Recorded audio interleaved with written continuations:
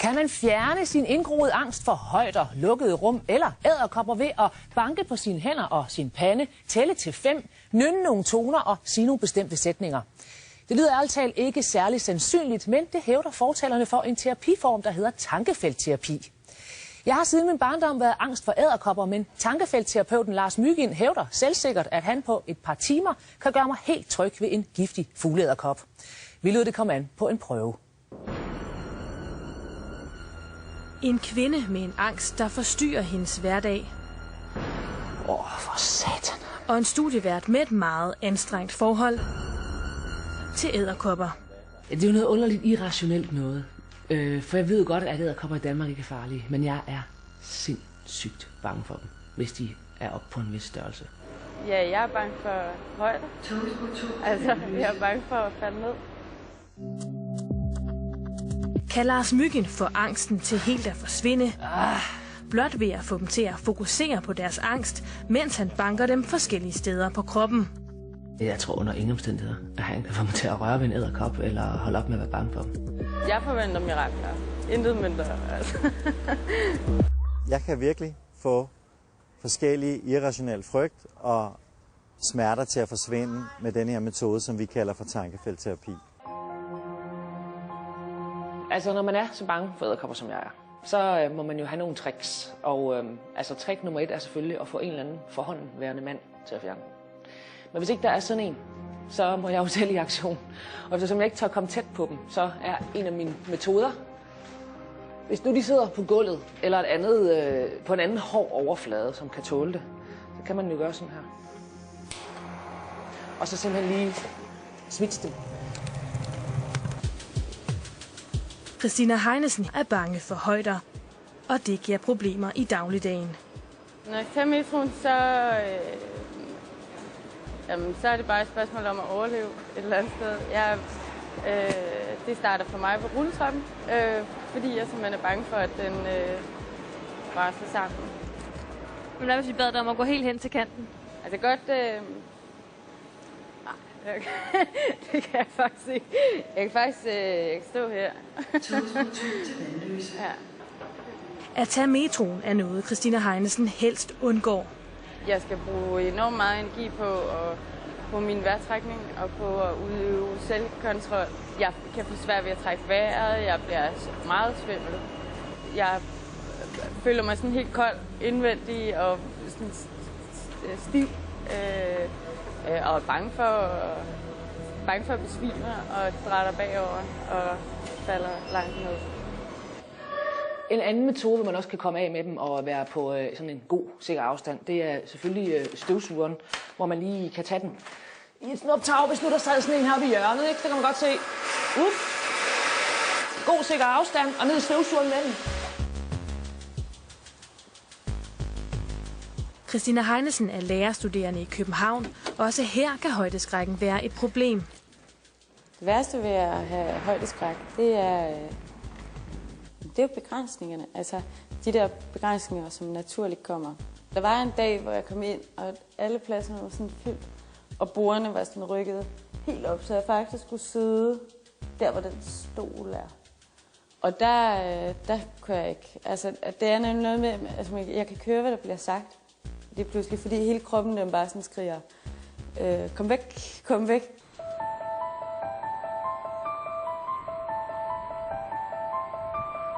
Vil det lykkes Christina Heinesen at overvinde sin angst for højder? Og hvordan vil det gå, når Cecilie om lidt møder sådan en fætter her?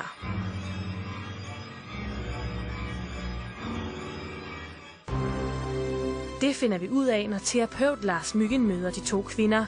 Med en blanding af samtaleterapi og banken på akupunkturpunkter kan han få fobier til at forsvinde. Metoden hedder tankefeltterapi, og han siger, at han har kureret flere hundrede danskere.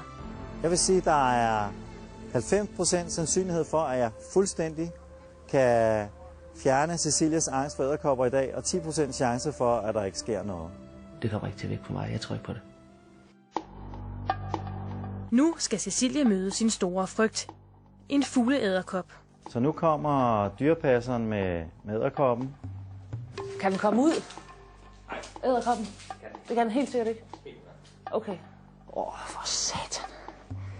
bliver ubehaget Kæft, igen. hvor har den mange hår. Ja, det gør det altså. Den der bagkrop der, den er så ulækker. Hyha. Kan du gå op, og kan du røre ved kassen? Nej, helst ikke. Helst ikke. Prøv at tage hånden hen mod kassen, og se, hvor tæt du tør give hånden. Så du tager den herhen.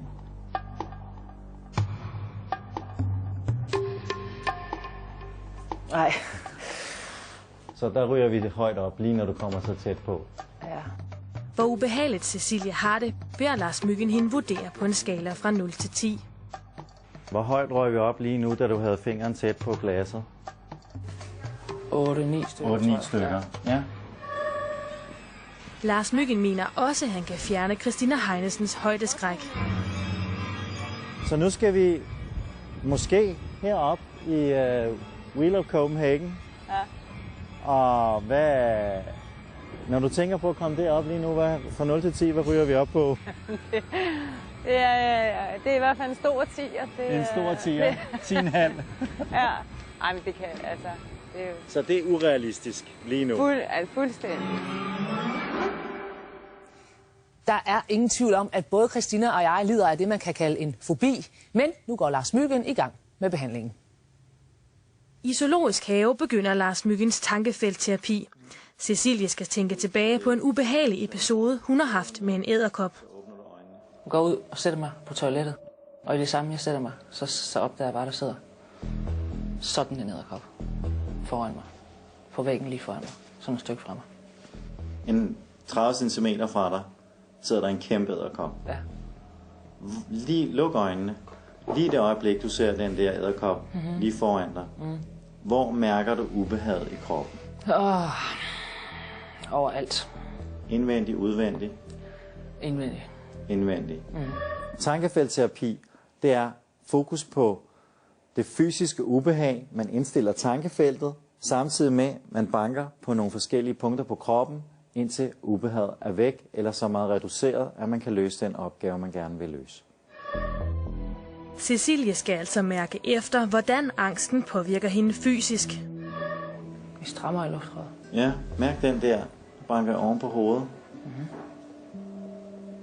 Inderside øjenbryn. Mærk den stramme følelse i luftrøret. Ydersiden af øjet. Ned på kravbenet her. Træk vejret. Hvad sker der med følelsen der, den stramme følelse i luftrøret? Bliver den værre? Flytter den så? Ja, det bliver bedre. Det bliver bedre. Christina Heinesen tænker tilbage på en angstfremkaldende tur, hun har haft i en ballongynge.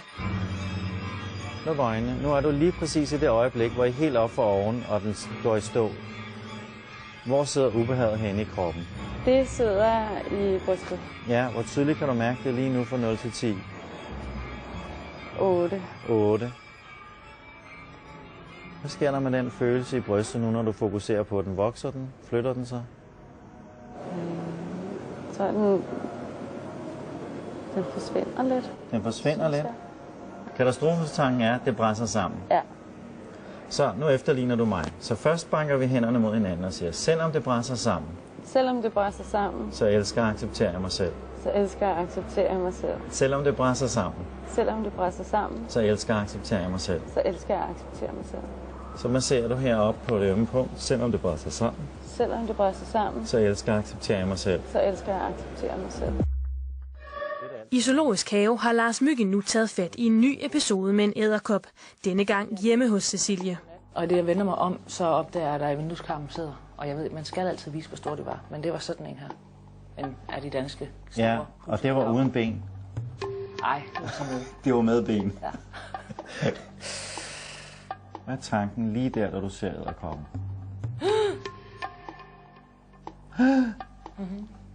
Så siger du efter mig. Selvom jeg så elsker og accepterer jeg mig selv. Selvom jeg siger, Så elsker så jeg. elsker jeg og accepterer mig selv. Hvad sker der lige nu? Jamen, jeg ved ikke, den skal ikke være der. Hvad er det værste ved den er der? Tænk på, at den kommer aldrig væk. Jamen, så pludselig så løfter man en avis eller en bog, og så sidder den der. Ja, den der edderkop kommer aldrig væk. Edderkoppen kommer aldrig væk. Tænk på, at edderkoppen kommer aldrig væk. Den kommer aldrig væk. Den sidder pludselig under en avis, eller under en bog, eller nede i skoen, eller ikke i skoen.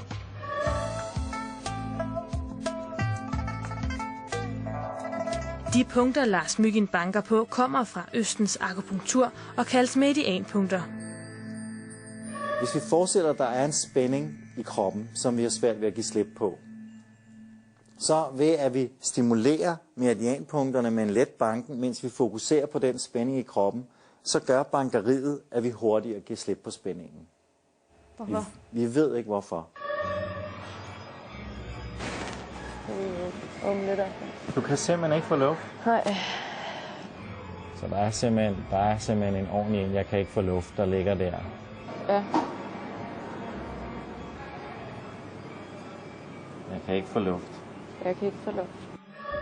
Der kravler ned og kop på mig. Der kravler ned og kop på mig. Der kravler ned og kop på mig. Men så kan jeg bare ikke lade være med at tænke på, at så lige om lidt, så siger du, at så skal fugleæderkoppen prøve at kravle på mig. Ja, fugleæderkoppen skal træde på mig. Nej, det skal den ikke. Hvad er det for en fugleæderkop, du tænker på? Det er den, der sidder derovre. Den, der sidder derovre? Ja. Hvad er det værste ved, at den skal kravle på dig? Fordi den har de der lange lede hår. Hvad er det værste ved de der lange ledehår? Det ved jeg ikke. Tæl til 5. 1, 2, 3, 4, 5. Jeg falder ned. Jeg falder ned. 0 til 10. 2. Kommer du ikke til at savne al den frygt for at falde ned? Det er meget den der med værtskabning. Men altså, jeg tror altså godt, jeg kan. Er du klar til at tage en tur? Skal vi tage en tur?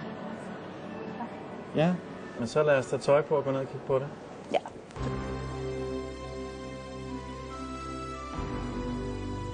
Efter en times behandling vil det nu vise sig, om tankefeltterapien har virket. Er højdeskrækken væk? I morges havde Christina svært ved at tage en rulletrappe i metroen. Det her er sådan lige en anelse mere grænseoverskridende. Så nu er det rigtigt. Hvordan har du den lige nu? Jeg har det ikke pissegodt. Hvad er vi oppe på nu? Jeg har det på en 4, tror jeg. Så er vi oppe på en 4 nu? Det er noget med, at det hjælper jo, at jeg ikke kan se, hvor højt den er oppe.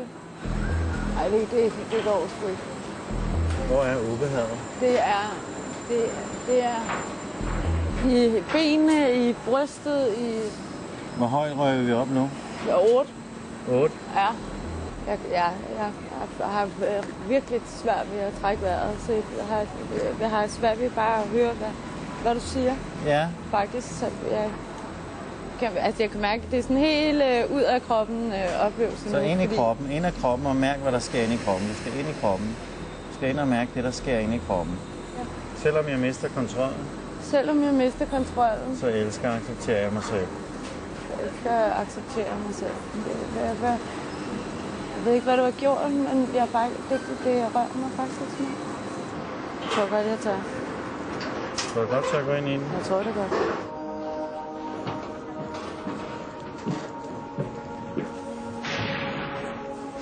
Ej, det går sgu ikke det her. Kom herind, og så banker jeg på dig. Nej, jeg skal ud. Jeg skal ud. Vi skal ud. Det kan jeg ikke. Det kan jeg ikke. Shit. Jeg synes, det er skide ærgerligt, for jeg ville helt vildt gerne kunne komme hjem og sige, så jeg skulle lige op i den der her i dag, fordi det er jo exceptionelt stort. Så nu arbejder jeg lidt videre med Christina i klinikken. Ej, jeg tør godt en dag. Jeg tør godt en dag. Ja. Det er ikke nu. Lad os nu se. Miraklernes tid er ikke forbi. Om Christina kommer op i Paris og julet, det skal vi se lidt senere. For først skal vi tilbage til Zoologisk Have og se, om jeg er klar til nærkontakt med den behårede fugleæderkop efter 40 minutters terapi.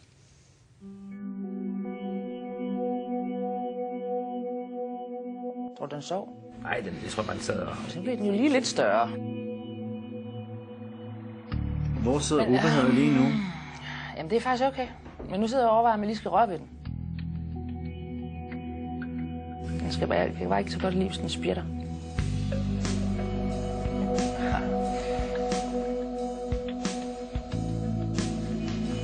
også fugtigt fingre, ikke? Ser den kan lide det. Den er helt blød. Ja. Den må godt kravle på mig. Ja. Men måske nok lige på armen, ikke? Ja. Og så tager du den af, hvis jeg siger, Ja, ja. tag den af. Og jeg skal nok lade være med at spjætte. Det du vil mærke, det er, at den stikker en lille bitte smule. Ja. Det er ikke meget. Jeg skal passe på, at den ikke falder ned, hva'? Ja. Det troede jeg godt nok ikke. Det var jeg fuldstændig sikker på, at det kunne jeg glemme alt om. Og jeg havde nok en fornemmelse af, at det skulle være målet. Den må godt komme igen. Ja. Men jeg er selvfølgelig ikke så stor. Jeg synes, det er lidt synd for den. Den ikke har så meget plads. Jamen, det kan du hjælpe med. Så du have den op på hovedet? Ja, ja. Ja. Okay. Kan vi sætte den op på hovedet? Ja. Gider den det? Du skal bare så stille. Du skal bare sidde stille. Så den ikke falder ned. Du siger til, kommer der noget ubehag nu? Nej, overhovedet ikke.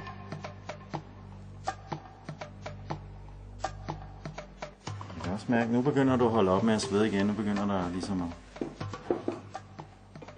Har du stadig lidt kvalme nu og noget i luftvejen? Nej, overhovedet ikke. Jeg er mest bange for, at den falder ned, fordi alle har sagt, at den kan dø af det. Ja, den holder godt fast. Godt. Det troede jeg simpelthen ikke. Jamen, det er super fedt, at jeg ikke skal have den der reaktion, hvor jeg altså nogle gange simpelthen har troet, nu får jeg et hjertestop. Altså, nu stopper alt inde i mig. Og så er det dejligt, at jeg kan gå ned i kælderen og hænge vasktøj op, uden at være bange for, om der nu sidder ned og op. Det tænker jeg på hver gang, jeg går ned i kælderen normalt. Jeg kan løfte en eller anden pose, der står nede i kælderen, eller et eller andet, uden at være bange for, om der nu kommer pilende ned og kop ud under den. Så det er helt vildt dejligt.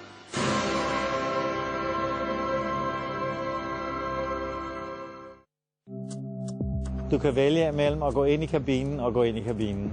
Præcis. Der er nu gået 2 måneder. Vi er tilbage ved Wheel of Copenhagen. Christina har fået mere tankefeltterapi. Og hver gang så kommer der sådan en kæmpe forløsning. Altså menneskeligt og følelsesmæssigt, så flytter Christina sig rigtig meget. Ja. Hvor sidder ubehaget nu? Men der er ikke noget. Der er ikke noget. Hele vejen rundt kommer hun dog ikke. Stop for sende.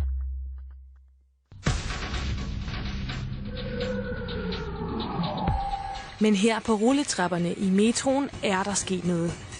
Jeg er lige nødt til at prøve noget. Det er syret. Jeg havde troet, at jeg ville være lidt mere bange. Det lyder sådan lidt corny, ikke? Men jeg har vel fået et nyt liv ud af det, ikke? Fordi at min livsindstilling er jo anderledes, ikke? Og mit menneskesyn og altså, alt er jo lige pludselig anderledes. Hvis du kunne tænke dig selv at prøve tankefeltterapi, så gå ind på godtv2.dk, hvor du kan finde en gør det selv guide, der viser, hvordan du selv kan bruge terapien derhjemme. Her kan du også læse meget mere om tankefelts.